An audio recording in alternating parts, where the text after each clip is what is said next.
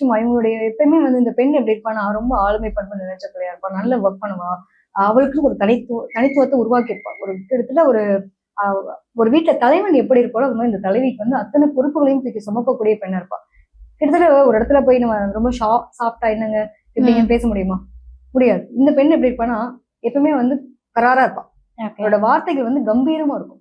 பேசக்கூடிய வார்த்தைகள் ஒவ்வொன்றுமே வந்து காரசாரமா வெளியில வர மாதிரி இருக்கும்.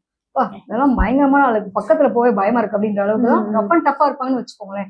ஆனா அது உங்களுடைய குரல் வந்து அப்படியே பழகிடுச்சு.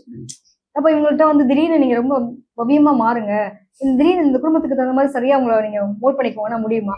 சோ இவங்களுடைய கேரக்டர் புரிஞ்சுக்க மாதிரி ஹஸ்பண்ட் சிவன் என்னங்க என்ன பண்ணோம் அப்படின்னு கேட்கறதுக்கும் என்னங்க என்ன பண்ணுங்க அப்படின்னு கேட்கறது நாங்க வந்து இந்த மாதிரிதான் கேட்போம். இப்படிதான் என் குரல். இந்த மாதிரிலாம் எனக்கு நடிக்க தெரியாது, நடிக்க தெரியாது, பொய் சொல்ல தெரியாது, ஏமாத்த தெரியாது. இதுதான் என்னுடைய யதார்த்தத்தை அப்படியே. ஆமா, இதை நீ அப்படியே ஏத்துக்கிறியா? ஓகே, ஒண்ணும் இல்ல. நான் சில வேலைகள் நான் செய்யறேன் அப்படின்னா இதுல இருந்து எனக்கு குறை சொல்லக்கூடாது. என்னோட கோல் கரெக்டா இருக்கும். நான் எங்கேயும் வந்து தடை பொருள மாட்டேன். நான் நேரா போகக்கூடிய ஒரு ஆளாதான் இருப்பேன். சோ அந்த நம்பிக்கையை மட்டும் நீ கொடு. இவ்வளவுதான் எதிர்பார்ப்பாங்க.